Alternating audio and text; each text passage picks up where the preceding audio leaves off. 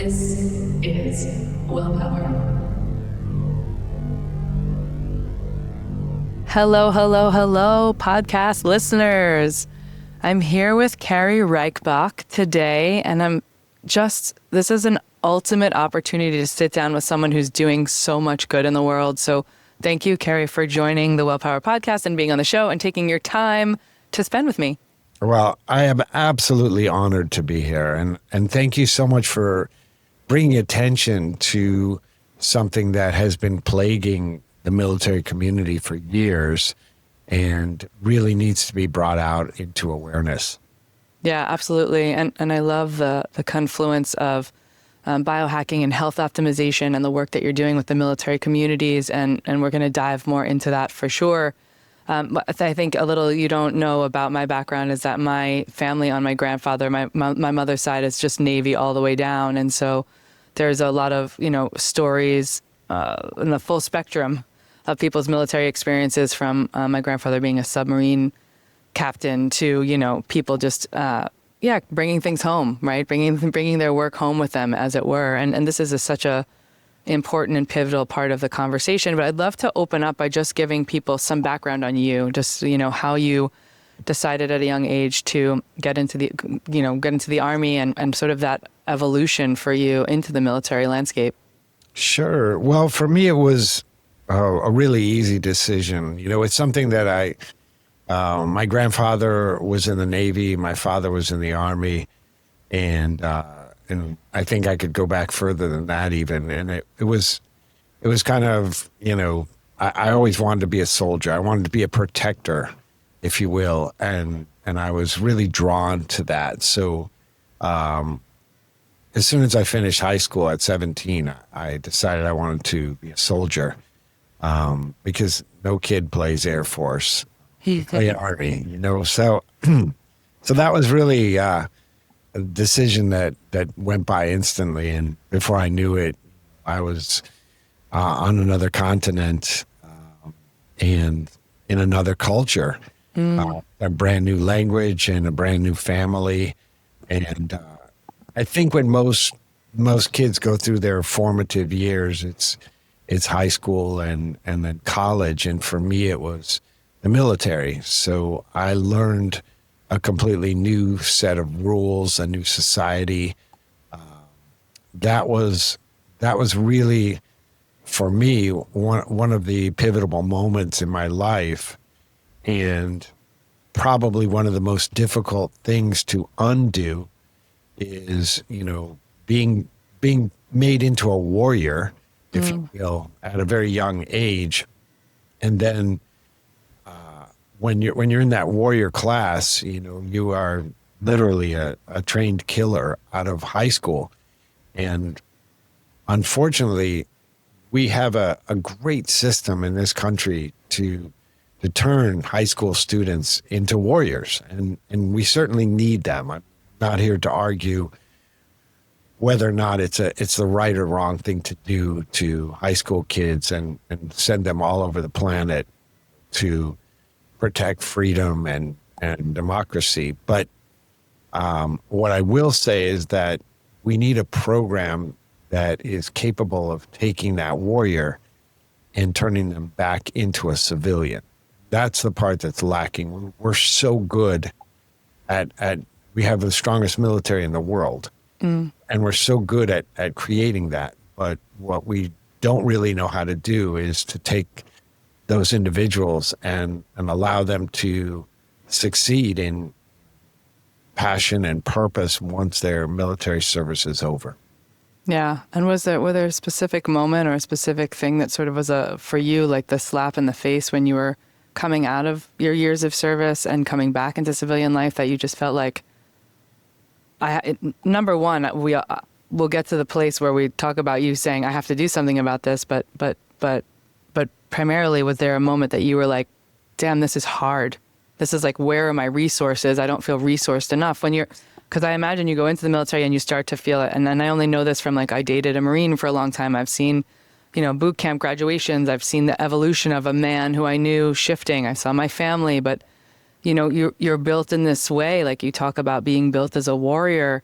And then there's a piece of that, like dismantling or taking apart the parts that had to feel like you're so resourced in military. And then when you come out, you have to sort of find your own resources. Is that your experience, or? 100%. You have to understand it's not a job in the sense that anything else is a job. It's a complete mind shift. It's a way of life. For instance, you're basically living under your parents' roof prior to that. And most people do join at a young age, typically right out of high school, or a year or two out. And so you've been kind of sheltered in that you haven't paid rent. You didn't really have any responsibilities. And when you join the military, all that's taken care of for you. So in terms of life skills, you have your housing provided, you have your clothing provided, you have your food provided, you have your medical, dental, everything, transportation, everything is provided for you, including what time you should get up in the morning and so on and so forth. And so you become institutionalized, if you will, probably very similar to what felons go through when they're in prison. Everything is done for you, and you just accept that. Then when you're no longer in the military, you don't have the life skills necessary to pay rent and get a job and fill out a resume and budget because you never had to do that before. And that is not taught. They have made several attempts to do that, but as far as I know, they're not really successful in that. And I think that piles on the fact that you've lost your purpose, you've lost your passion, you've lost your friends, you've lost your whole society and your culture, even your language.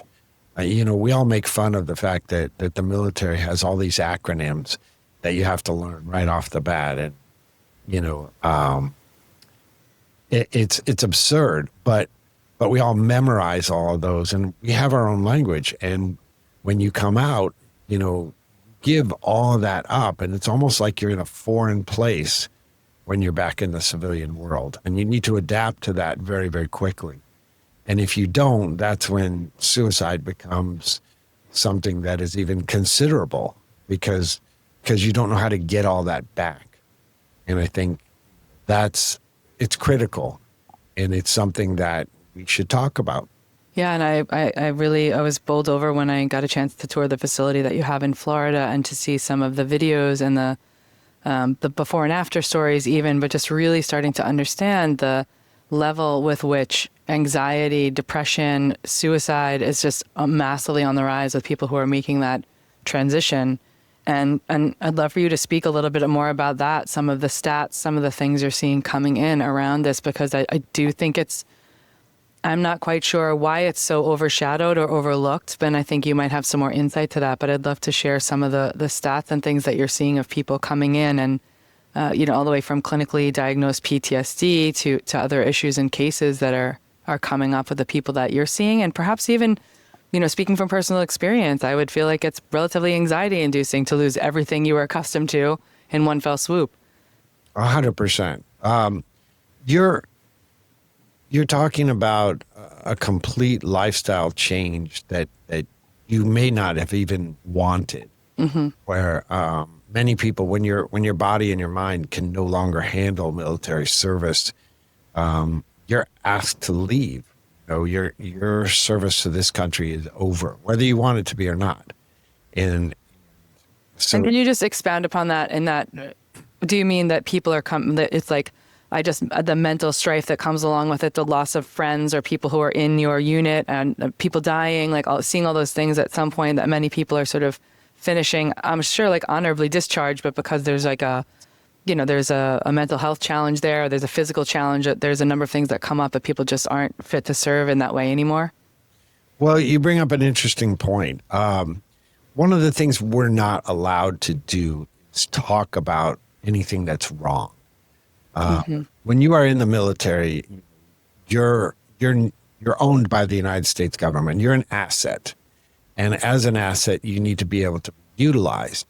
And if you have any problems whatsoever, mental, physical, whatsoever, those problems will inhibit you from being deployable. Okay, so all of your friends, I mean, if you can just imagine this, you've been with these same people for 2 or 3 years. You eat with them, you sleep with them, you fight with them, you cry with them, you laugh with them. And all of a sudden, you're noticing that your speech patterns are off, and neurologically, you're not as sharp as you used to be. Been blown up a couple times. So you have some form of traumatic brain injury, but you're not really sure because nobody ever talks about it. You cannot ask for help, because if you do, you are instantly non-deployable, and then your friends will all leave without you. And honestly, if you're not deployable, you're not of a whole lot of use to the United States military. So at that point, they usually make a decision to get rid of you. And unfortunately, it's not your choice. You will be medically discharged. So as a result, we don't ever talk about anything that's wrong with us. We soldier on, as you were, and we just continue. We notice things aren't right, but we don't talk about them. We don't mention them. We don't complain about them. And we're taught really as a leader that we take care of the people around us before we take care of ourselves. Leaders eat last. That's drilled into your head. And the military is all about leadership. It's learning how to take care of the people around you, and being responsible for them, being responsible for their lives. Everything about them, you are responsible for. And the longer you're in, the more responsibility you have.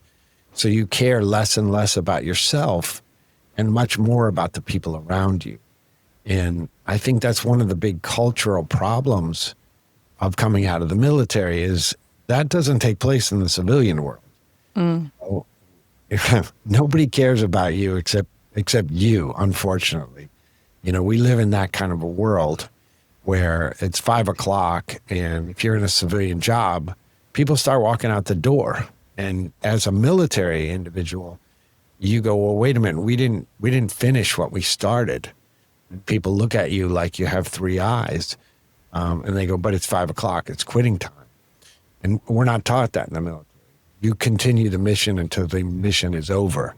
And if you've been up 36 hours, then you still keep staying up until you complete the work. The mission continues always. It doesn't matter if you're hungry. It doesn't matter if you haven't slept.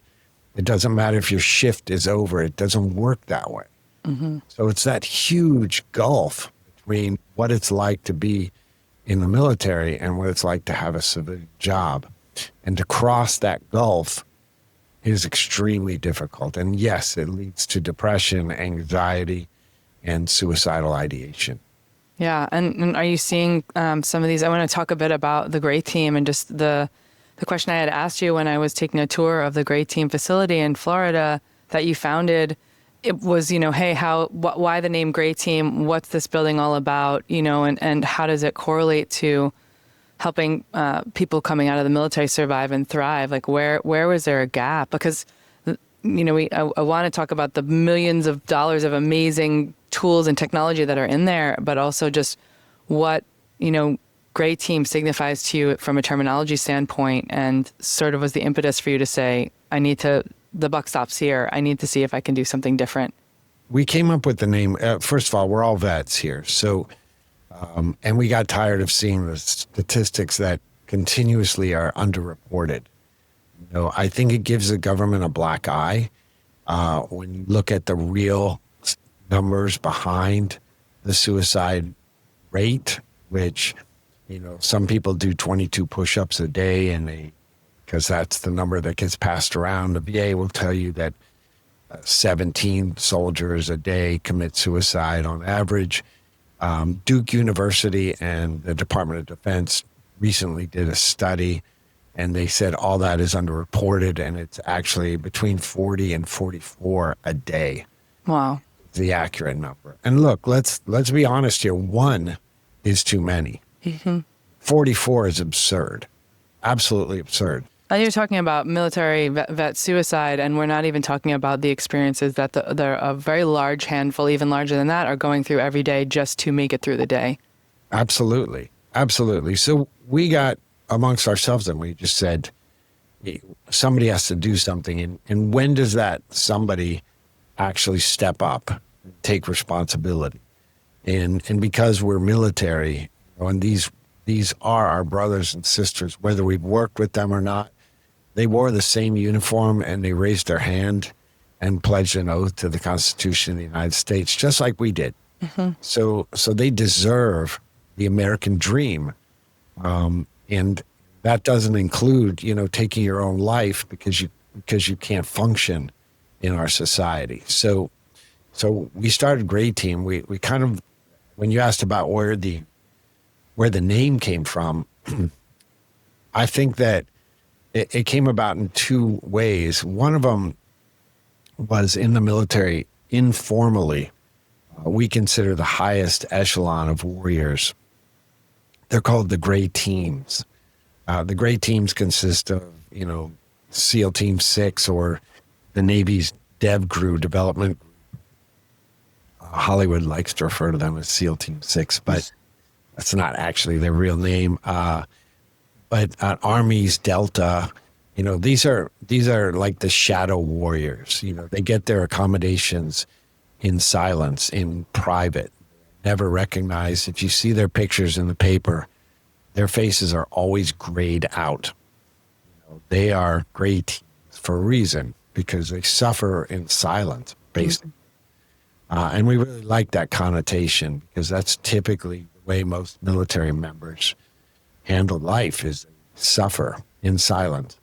They don't talk about it. And the second reason was in, I believe it was 2002, the Pentagon put a team together to try to figure out why there is this thing called PTSD and how do we get rid of it.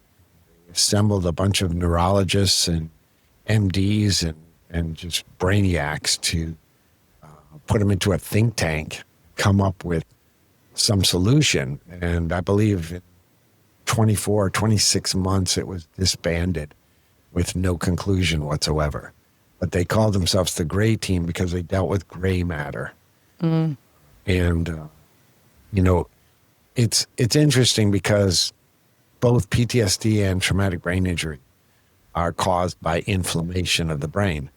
And it's a simple concept that I'm sure you're aware of. You can get rid of inflammation, certain aspects of biohacking.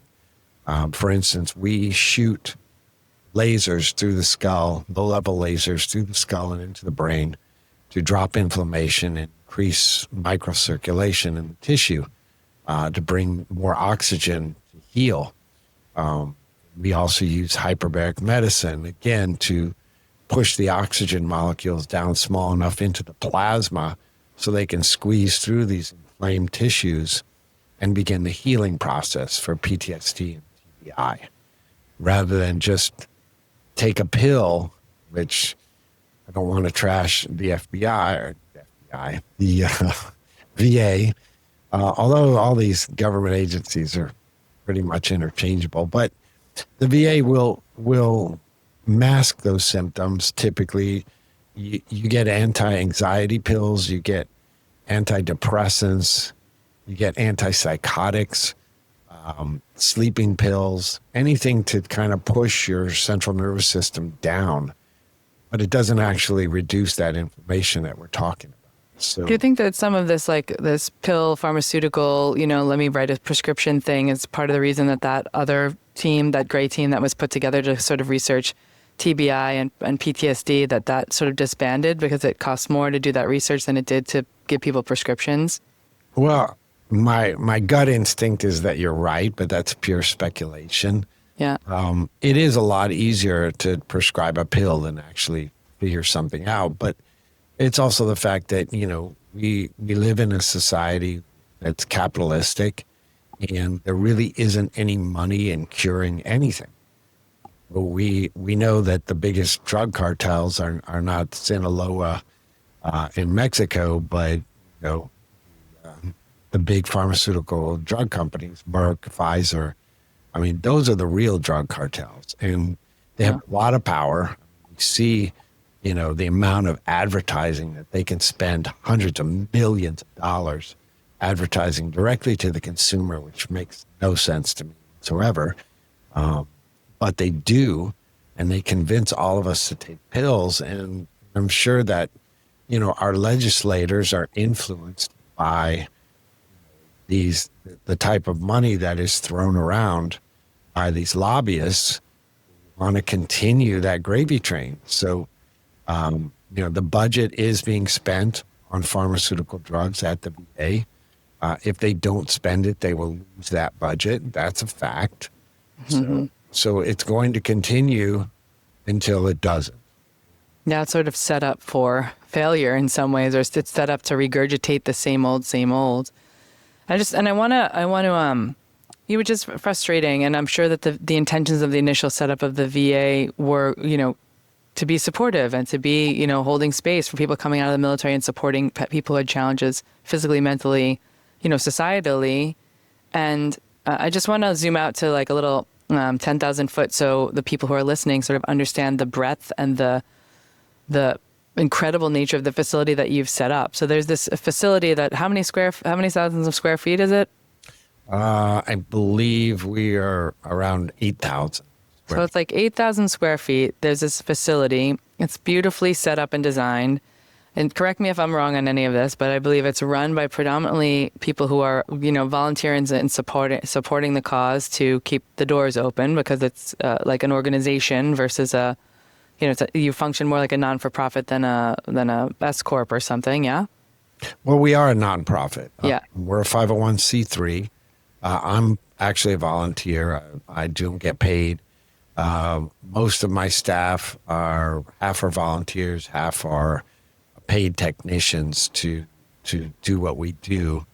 And we're able to really on a shoestring budget, heal. We've probably passed just over 900 through our doors since 2016. That was our inception, and we've never lost even one military person to suicide, which is, unheard of. It's just a remarkable success metric for y'all. I mean, it's why the power of the work that you're doing feels so, it just landed with me when I was there.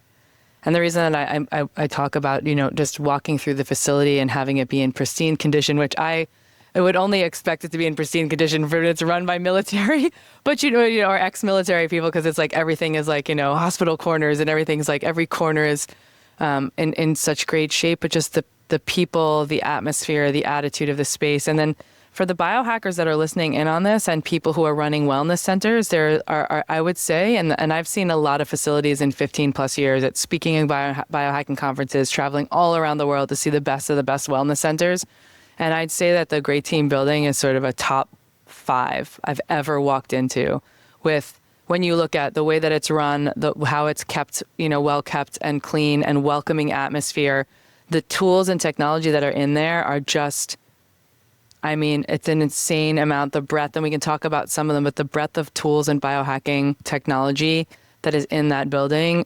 And it's not just about the tech, right? It's also about the people who are doing personal training and helping with, there's a full-fledged gym in there. There's like all of these things that we're going to break a sweat. We're going to move heavy weights. We're going to get the body functional on a number of levels. Because what I love that you do is you don't ignore the reality of, sometimes biohacking goes to all the fancy tech and fun, and then we miss this whole other section of the mind and the body and the soul of the person and the like lifting heavy shit, if you will, because there's something about moving some weight that can help you process in, addition to using all these different technologies to reduce inflammation and all the things. And I was so blown away just even doing a tour through the building, because it is for vets by vets only, right? It's not something that someone in Florida can walk into who doesn't have that background.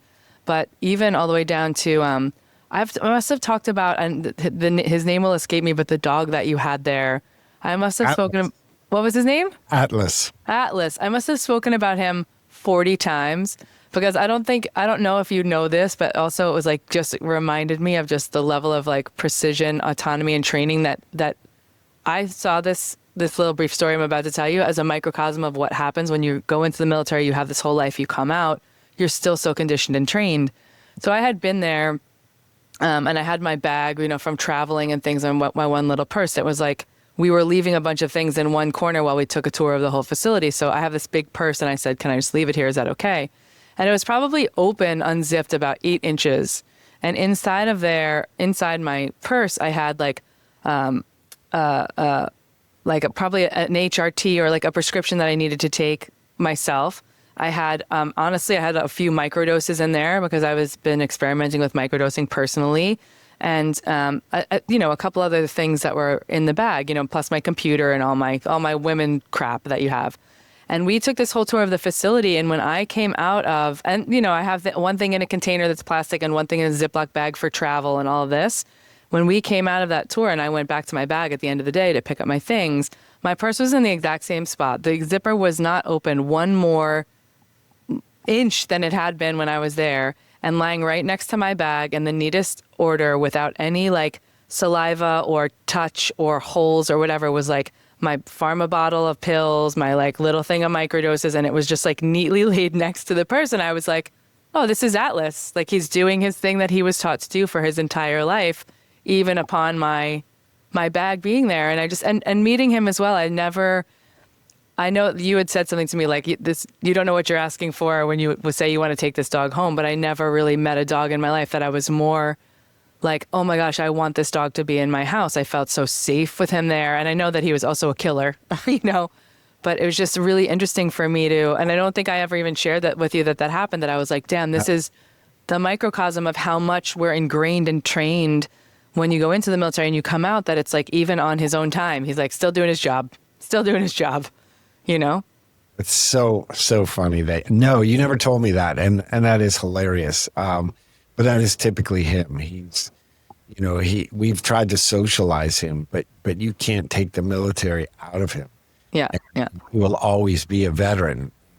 And it's actually, it is a microcosm of exactly the same way humans, we'll never be civilians as much as we try and we really want to fit in, but we can't because those years took place and we saw things that we shouldn't have seen and we did things that we probably shouldn't have done. No human should do. Yeah. And I'm sure Atlas did as well. And so for him, every day is kind of a repeat of where he comes from. And he is more socialized. He's a great reminder that we can change. Well, he does relax a lot more, but it's funny because he's sitting here next to me on the couch, right? And so awesome. When he hears his name, his head pokes up. He's wondering what he's supposed to do next. Oh, so cute. Yeah, and I just can you speak a bit I'm trying to give this sort of landscape of what it feels like in the building and how welcoming it is, and I'd love for you to speak to a bit of the philosophy of healing you have in the building, because it is so holistic the way that you're working with people, and it is so out of the subset. Well, I'm sure plenty of people who are coming in are also having, it makes sense for them to navigate through some medication and whatnot. Just what your philosophy of healing is in the building there. Absolutely. We initially set everything up to be as welcoming as possible, but look as far away from a medical facility or a clinical facility as possible, because all of us, myself included, we've all gone through the VA, and not to trash the VA because they are very, very good at certain things. I've had 2 surgeries at the VA to repair damage, and I can't say enough about how professional they were. But at the same time, their preventative care and wellness practices leave a lot to be desired. They're an institution where if your blood sugar is at 130, you're fine, but no one's going to talk to you. But if it goes to 131, now you have diabetes, and now we're going to give you metformin and other drugs to try and lower your blood sugar. But we're not going to actually talk to you about exercise or nutrition or anything like that until you cross that point. And I'm bringing that up for a reason, because at Gray Team, we consider suicidal ideation to be exactly the same way it's treated by them. And that is, when you're in crisis, it's too late already. We want to attack that problem long beforehand, just like we would attack high blood sugar. So typically any type of suicidal ideation is caused by pain. It's emotional pain, physical pain, mental anguish, spiritual pain, what have you. But there has to be a pain component. It's painful to live. And our philosophy at Gray Team is, if we take away that pain, if we fix it, then you'll have every reason to continue to live and support those around you. Because suicide doesn't just affect that person. That ripple effect affects the family and friends who are damaged for the rest of their lives because of what you did in that moment when you were in crisis. So we want to stop it long before you ever go into crisis. So the Gray Team facility is set up so that it's as welcoming and not clinical as possible. And it almost looks like a military barracks inside. It's very clean, which we've all scrubbed floors with toothbrushes, so we understand that. But it's not fancy. It is warm and welcoming, and choose our people who are all military background by their ability to care. And I think that's another thing that separates us, is we truly do care, and we treat everyone as an individual, and every program that we do for any individual is customized to their exact needs. You don't come in and get a Happy Meal with a hamburger and fries and a Coke. You're going to get something that's individualized to you, and everyone has different needs. And do a complete assessment on an individual, and they're meant to feel warm and welcome, and they keep coming back. That's why it works, because it's not just all the fancy technology, and I don't want to, underplay that. It's super important, and the companies that support us in those biohacking areas are fantastic. Technologies are unbelievable, and they are so good to us that when they come out with a next generation piece of equipment, they're very quick to take the old stuff out and bring the new stuff in. So it's constantly rotating, and we always have the best of everything. Yeah. Do you want to shout out some of the tools that you have there from a technology and some of these brand partners that you're working with that you just love to work with? I would love to. One of my favorites is Pure Wave Technologies. They make two of these amazing beds. They have a VEMI bed, which is a vibroacoustic electromagnetic infrared bed, which bathes the body in frequencies, billions of frequencies.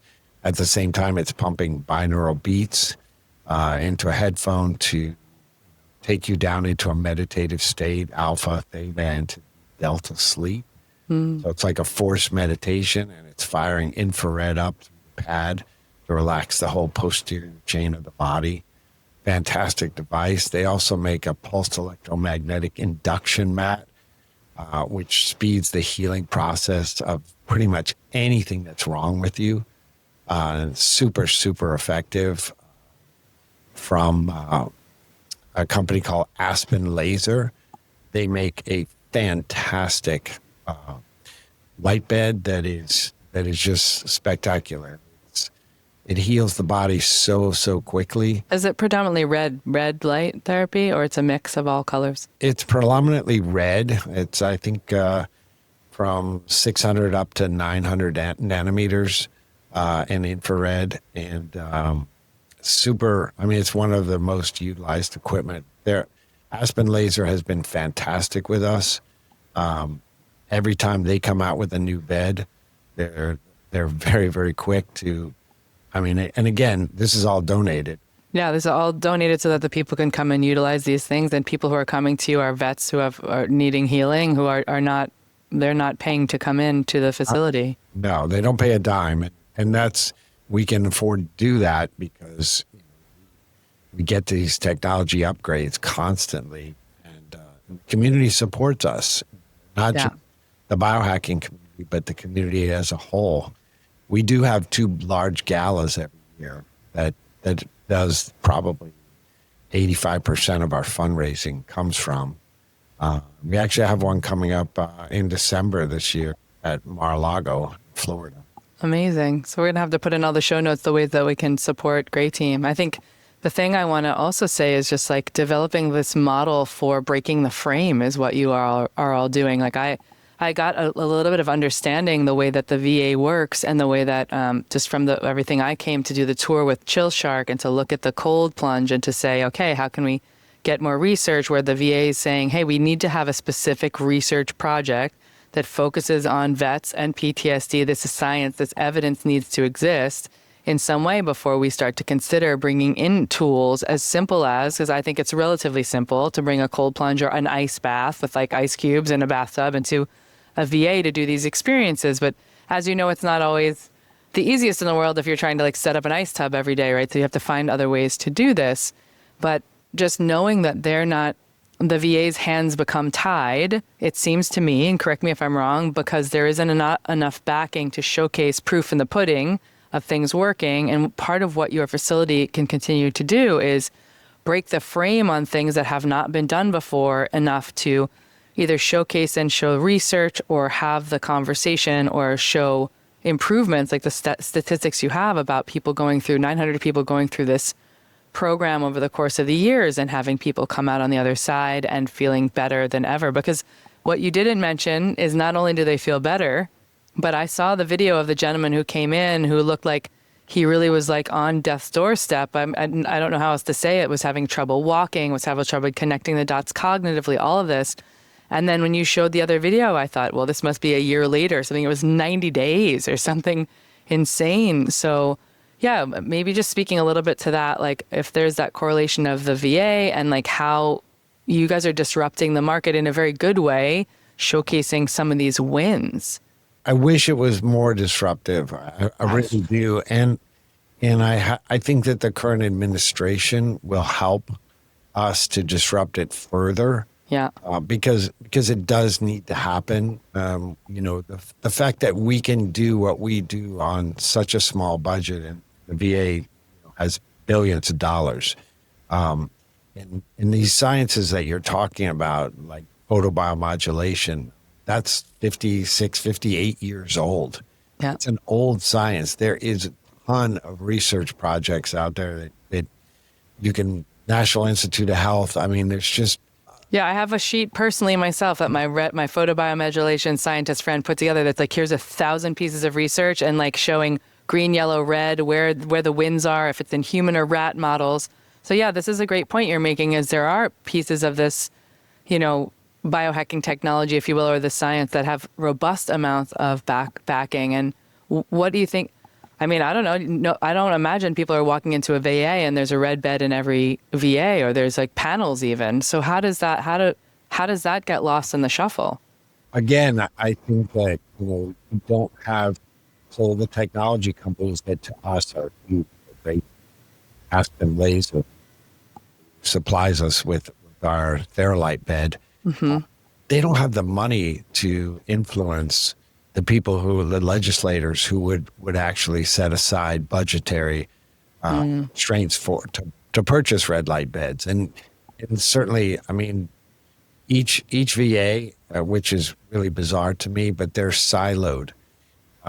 What one does, the other ones don't necessarily do. They don't necessarily speak. There's no central location. So they're all kind of run differently. And even if one of them were to embrace photobiomodulation, which I can tell you, to my knowledge, I have never heard of one bed in one VA in my entire life. But I know for a fact that most of the VAs will spend upwards of $1 million a month opioids to knock out pain. $1 billion a month is in Wow. budget for pills, and they create drug addicts. But we can knock that pain out with photobiomodulation. And, you're talking about a bed that's under $100,000. Yeah. And I even think about things like heat therapy and sauna and the research that's done on the antidepressive nature of sauna. And then you and I both know from being in cold water that the neurochemical cascade that happens when you get out is just like a bliss chemical boost that every 36 hours, if someone was to come or do 2 or 3 times a week, they could keep themselves at least a little bit net more in the positive direction from a mindset standpoint. 100%, and what is the cost? I mean, you've got companies like Chill Shark that can put a unit in an individual's home for next to nothing. Yeah. And they can get that serotonin boost every single day if they wanted to for pennies of electricity. But instead they're going to take pills with side effects. So it's puzzling, to say the very least. Yeah. And I think that it's just been status quo for so long, and people are just used to it, and they become numb to the fact that there are brand new studies and technologies out there, but we've always done it this way, so we're always going to continue to do it this way. And the only thing that I can think of is, again, now that we have RFK in that hot seat of national health, I think that there will be some changes. I've already seen, that we're finally knocking out all these food dyes that are illegal in Europe, and Mm-hmm. most of the world has banned, but the U.S., continues to make Fruit Loops and all these other cereals that are pretty much poison to kids. And we just start destroying their health from such a young age. So it's not just, the VA. I think it's right across the board in our world, though. It's the military that takes the biggest hit, because everything, that we've gone through, our problems are all pretty much magnified over a normal individual. We have arthritis at a younger age. We have the traumatic brain injury and post-traumatic stress take tolls on our bodies, as does, carrying 75, 85 pounds on your back for weeks and months at a time. And so our problems are exacerbated, but I don't think it's sad to say, but I don't think it's unique to the military. I think that there's a lot of individuals that are civilians that are also having extreme health problems due to this lackadaisical healthcare system that we have. And hopefully that'll all get revamped within the next 3.5 years. Yeah. Well, so we shall see. It will certainly get shaken up for that matter. And governmental change, but people have, all different types of opinions about it. And I'm not here to get on a political platform on this show, but I am. Part of the reason I wanted to have you on is because I think that this is such an underserved community. It continues to be. I see it when I have people who from like a veteran status background who've come in who are, again, I'm putting them through breathwork and cold exposure, not as a clinician. They're working with a health professional around their clinical diagnosis of PTSD, and it's under some level of control, but they don't want to be medicated, and they're utilizing breathwork and understanding these tools. And just even running in, I was a guest on someone else's podcast, and I was talking about how I was sitting in an Uber talking about having some levels of anxiety from a breakup that I had, and the driver turned to me and just said, "Hey, I came back from 2 tours of duty. I was already having challenges. I had to come back because my wife and child were killed in a car accident, and just like had to leave the service and had to move to the next thing." And I took his number, and I every couple of weeks just check in with him. He gave me some great advice. He said, "Here's what I really like. I love a good cup of tea. I love a really hot shower." He just gave me some tools that were just like low-hanging fruit that he's like, "This is what I use." And also said to me, "You're not alone. You're not alone. I'm going through this." And of course, I even felt like, wow, I can't even imagine what he's going through. Seems so much more intense. And at the same time, we're still connected. And at the same time, people who are listening to this show who may have not come from a military background have definitely experienced, imposter syndrome, nervousness, heightened states of anxiety, depression, and suicidal ideation even, and I just think how we bridge the gap between people who are coming out of the military and working in facilities like yours with other humans so that it just humanizes this whole challenge across the board, that the government can get us some more support and service for everyone. And also really there's still the human condition of people coming out of the military, and the fact that it's not highlighted more. I felt it when I left the Gray Team visiting you all. I feel it in conversations that I've had. I think I connected you with a friend of mine named Casey, who's ex-military, who's struggling with a brain tumor. Just little by little by little, there are these people in the world that are having to navigate this and not getting the support or being resourced in the way that feels well done. Outside of your facility, and then hopefully the good work that other wellness facilities, clinicians, or people who are resourced to be able to support ex-military can support. So this just also really speaks to the future vision that you must feel like. I mean, we've talked a bit about some of the setbacks, but do you feel like in many ways you have a level of frustration, your hands are tied because you're like, I can only serve so many in one location? I mean, you're doing amazing work, of course, but I imagine that there's some nights that you're like, how can I make this go faster? It's a blessing to be here, but it's a curse to see, that there isn't more of this going on. And, it's really easy to blame the government, but the truth is we are the government. Mm-hmm. And that's what a lot of people don't understand is we are the government. We vote in these people, and ultimately it's our responsibility. So, Gray Team is a community support operation, military community that actually bridges the gap with the civilian community. And we all agree that these individuals who have taken care of us, now it's our turn to take care of them. Mm-hmm. And I think that that community should extend all across the United States, not just be in South Florida.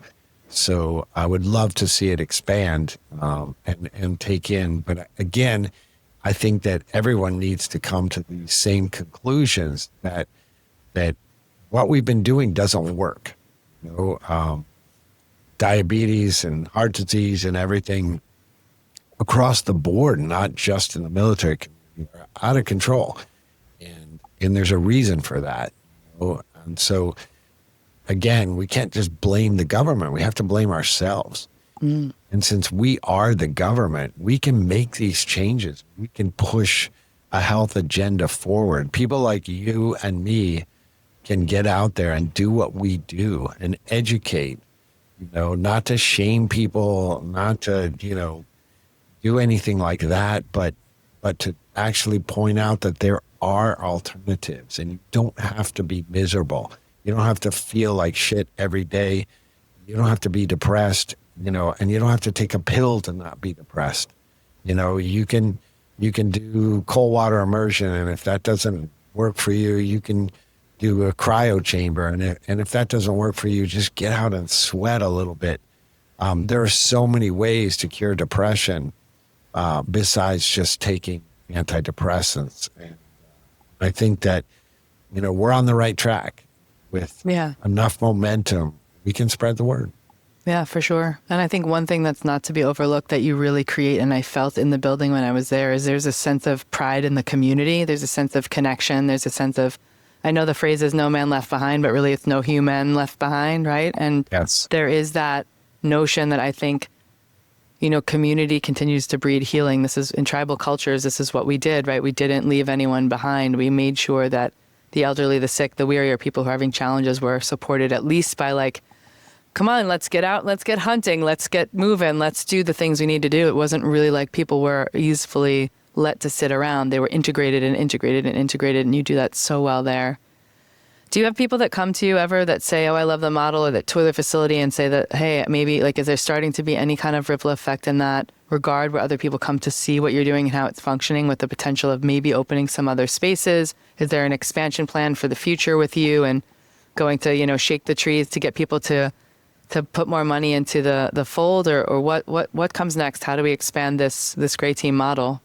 Well, it really comes down to finance. I mean, it cost quite a bit to put this together. It was a group effort. It was a community effort. Certainly, it could be expanded into every major city and even the smaller cities because it doesn't cost that much. It's much less expensive than pharmaceutical drugs or any of these other things, as well as the fact that, preventative care is so much cheaper than dealing with somebody who's having a heart attack or, Yeah. I mean, if we just take care of people again before they go into crisis, we could save so much money. So to answer your question, yes, we certainly could expand. We're bound by financial constraints right now. It is expanding just in the amount of individuals who can go through our process. We keep hiring more and more technicians and more training, and we're able to increase the capacity, which we doubled since last year. So we're really, really proud of that. But in order to bring people from all over the United States that are deserving care, the goal would be to have some type of a domiciliary to where individuals could stay for that 90-day period. Yeah. Eat organic food and exercise and go through a complete wellness training period where they leave not only, 30 pounds lighter and with better attitudes and all their pain is gone, but they have the tools necessary to continue on with their life and never go down into that dark place again. So that's the goal. I don't know that it's an easily attainable goal, but, this place should have never been able to exist. And yet, not only is it in existence, but it's thriving and growing. My hope is that it will continue long into the future. Yeah, and I'm sure that it will, and it will continue to inspire. And what I'm hopeful of is that people will listen to this show, that the word and the awareness keeps growing. And then, people come along the way that decide that part of their purpose is to support other foundations with the success that they've had in their life. And my hope is that there can be more Great Team locations around the country, whether they're called Great Team or not, whether you're like, don't make me run 5 facilities, Kristin, but let's expand in all the ways we can. And just, it's just an optimized model, not just for optimized health or ex-military, but it's an optimized model that you've set up there. And I just really want to just commend you on how much time, energy, and dedication I know that you put into this and how much heart and spirit the whole team does that you work with.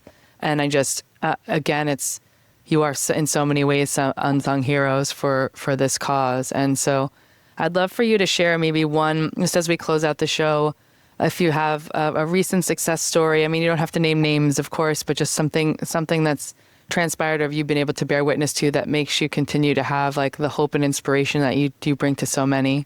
We actually just completed our gala last month, April, and we had an individual who was able to get up in front of a crowd of over 400 and talk about the fact that he left the military, retired after 20 plus years, multiple combat deployments, super well decorated, bravery, everything in the world. And when he got out, he was not able to figure out what comes next and went into a deep, dark place with no purpose, no passion, stopped talking altogether to his family, closed himself up in his garage, actually put a gun to his head.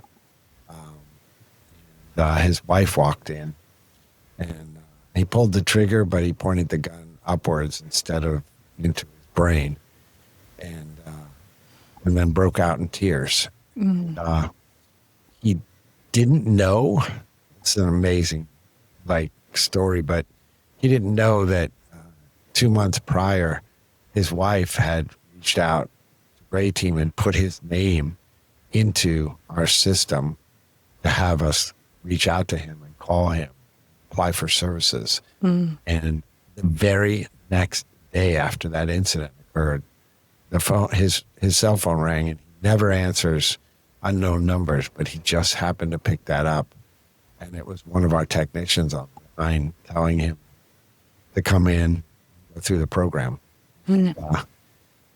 He gave that speech, and it breaks me up even still now. But he's started his own 501c3. He's now working to help others. He's got a goal in mind and a passion. He's dropped about 22 pounds. He feels amazing. Went through our 90-day program and has a brand new life. And it brings him back, I imagine, to his family, to his wife, and the community gets to have such a stellar person back in the community. Absolutely. We're gonna put his story up on YouTube very shortly, and everyone will be able to get inspired by it. But it's things like that just keep us pushing forward because there's how do you even put a monetary value on saving someone's life like that and completely turning it around? It just, there's no amount of money that could ever equal the feeling that you made that happen. You changed someone's life completely, the whole trajectory, not just his, but his entire family and all of his circle of friends. Absolutely. I'm just so grateful to be in a position where we continue to rack up stories like that. Yeah, absolutely. I'd love to close the show. I typically ask my guests to speak to their younger self, but what I'd like to ask you to do is speak to anybody who's listening right now. Veterans who are struggling with this transition or their health challenges, just what advice would you give them to get them started or to get them a bit of foundation where they're sitting at right now if they're feeling low and they're feeling heavy? I think the main thing is whenever you think about making change is scary. It's scary to all of us. You know, we are creatures of habit. But when life is just beginning to, you're starting to feel beaten down by the pain, emotional, physical. I mean, get up in the morning and things just hurt all over, and you're not where you want to be. I think that you really have to just take a really deep breath and say, you know what, life is getting painful, and I know change is painful, but at some point, the pain of going forward in the same mindset is worse than the pain of change. So you just have to take that first step. You have to make that call. Whatever it is, you need to do it. And I know it's scary, but you need to take that step into the unknown and just start moving down that path, because it will never get any easier, and it's only going to get harder as time goes by. But if I can do it and so many others can do it, the path is there. It's laid out. Just need to follow it. Yeah, beautiful. The path is there for sure. And it's examples like the great team and the work that you're doing and other people that are out there as a reminder to get people to ask for support and to contact their friends, their family, or even call a great team to say, hey, what do I do as my next opportunity, or get me on the list. Will you just share with us where your YouTube channel is, where they can find your website, and where people, even people who are coming or thinking about donating to the cause and supporting your gala in December, just what's the best way to get in contact with you? Absolutely. Thank you for asking that. So greyteam.org is where all the magic happens. That's GREYTEAM.org. There's places you can volunteer on there. There's a lot of information that you can get. You can definitely apply for services, or if you know someone who is going through a rough patch right now, please use that resource and give it to them and let them make that call. It's they're going to talk to one of us. No, you're not going to speak to a representative in India. I promise you. To a very, very concerned individual, because we've all been through that, and there's no judgment. We do have 2 big galas. As I said, one of them is coming up in December, and you can go to americafirstgala.com to get information on that. It is open to the public. Tickets are on sale. If you've never been to Mar-a-Lago, I highly recommend it. It's an absolutely gorgeous venue, and it does sell out every year. So please, if you're even thinking about going, go ahead and pick up tickets very, very soon. Within 2 or 3 months of the event, all the tickets. Yeah. And I imagine people can find ways to donate as well there, even if they can't make it into that part of the world or come for a visit for that specific gala. Yeah. Absolutely. And on our website, there is a button that you can donate right away. And every little bit helps. I mean, even if it's a $5 donation, we can do so much with so little here. So every little bit allows us to push forward and get one more person through the door and save one more life. Amazing. Cary, thank you so much for your time and for your dedication and for just being the visionary behind this and keeping it going on and on. I know there's a whole team with you, behind you, next to you, and Atlas, all doing it together. But I just want to commend you for the work you're doing. I hope that you feel the appreciation that I have for the work that you're doing, even me being removed from the military world, and that there are so many people that count on you every single day and are just so, so appreciative, whether they're telling you every day or not. You have, a lot of us have your back. So thank you again. I can't thank you enough for having me on your show and for bringing awareness to this, because it's the more people that know about it, the more lives we can save. And it just continues to be that disruption that I think the entire world needs. Yeah, amazing. Thank you so much. Take care.